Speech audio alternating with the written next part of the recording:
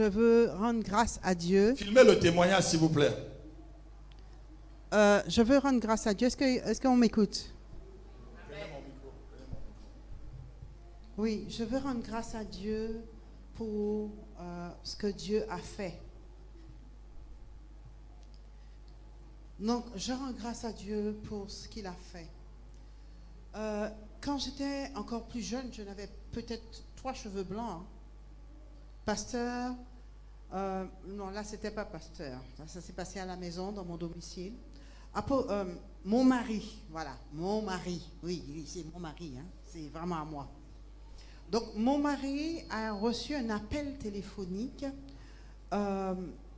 d'une maman, de la femme de pasteur, qui était paniquée parce que Sœur Paulette habitait avec elle et avait Marcel dans le ventre. Ok? Et pasteur s'est réveillé brusquement et tout, en rapidité, en urgence, a été prendre Paulette pour l'emmener à l'hôpital. Et quand il est rentré, parce que Marcel était dans des conditions assez particulières dans le ventre, le gamin risquait de mourir. Et c'est comme dans ces conditions que Paulette est arrivée en France pour sauver l'enfant. Ok? Donc, pasteur a emmené ta maman Marcel, et t'écoute. Marcel, viens. On filme le témoignage. Filme le témoignage. Voilà, voici Marcel. Vous ne vous rendez pas compte que c'est moi qui l'ai amené à l'hôpital pour l'accoucher. Amen. Donc, et je viens de me baptiser. Amen. Merci, pasteur. Donc, il est parti en trombe. Vous savez, quand mon mari part en trombe, il part en trombe. C'est papa, boum, il est déjà dehors. OK? Pour emmener la sœur Paulette, qui connaissait à peine, OK? Pour accoucher. Et parce que, de toute façon, l'enfant était en danger dans le ventre. C'est dans ces conditions que Paulette est arrivée en France pour sauver la vie de Marcel. Et ce jour-là, quand il est retourné en trombe. OK? Il m'a expliqué qu'elle a couché un garçon, etc. Et puis, de façon répétitive, tout au long de plusieurs années, j'ai entendu un rêve qui sortait de son cœur, du cœur de mon époux, du cœur de mon pasteur, du cœur de l'apôtre.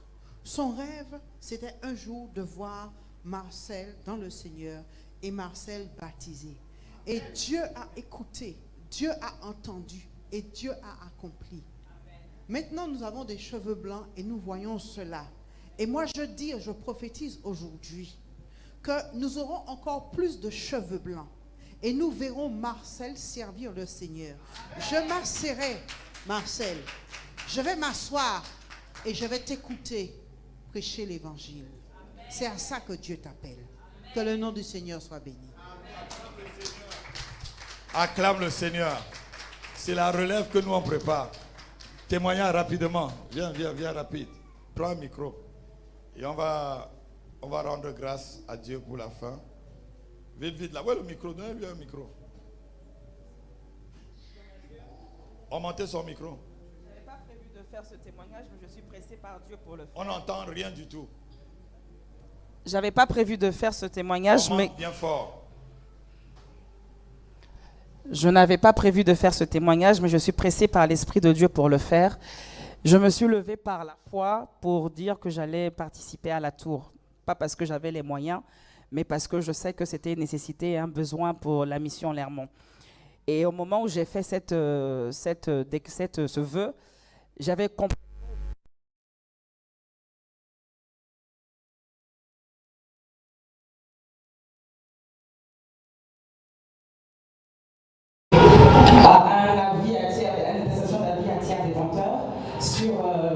Sur mon compte, à mon lieu de travail, et donc du coup tout était bloqué, et ma carte bleue et tout, rien ne pouvait fonctionner.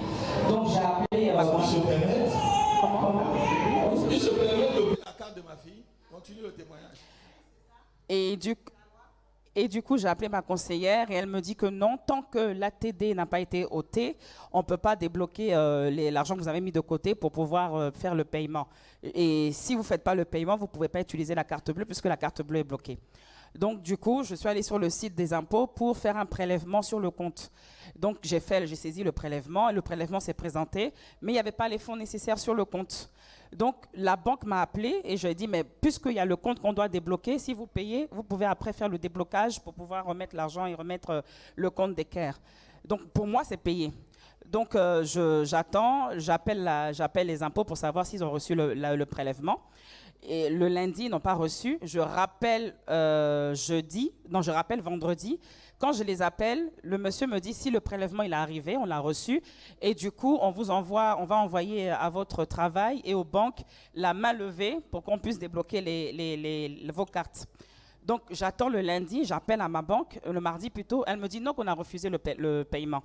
Je vais sur le site des impôts, du coup. Sur le site des impôts, c'est marqué payé. Je rappelle la banque pour lui demander, mais comment ça s'est passé puisque vous me dites que c'est rejeté. Elle me dit non, que nous on a rejeté, mais sur le site des impôts c'est marqué payé. Je ne sais pas qui a payé si ce n'est pas Dieu. Parce que je n'ai donné aucun sou, aucun fonds, je n'ai rien fait du tout. Le prélèvement à la banque il est en rejeté et au niveau des impôts il est payé. Donc vraiment je voulais rendre gloire à Dieu parce que c'est lui qui l'a fait. Miracle monnaie, dis avec moi miracle d'argent. Miracle. Vous ne pouvez pas croire. Quand vous n'avez pas le cœur, ça dit le niveau de foi pour croire. Tout ce qui est comme dette et qui te bloque, que le ciel le paye maintenant si tu donnes un amen. Je dis que le ciel le paye au nom de Jésus-Christ. Amen. Et du coup, j'ai pu faire un virement pour pouvoir donner ma promesse aujourd'hui. Et la banque n'a pas refusé le virement? Non. Donc ça veut dire que tout est clair, non? Non, tu ne peux pas acclamer Dieu. Si tu crois, acclame Dieu de tout ton cœur. Alléluia.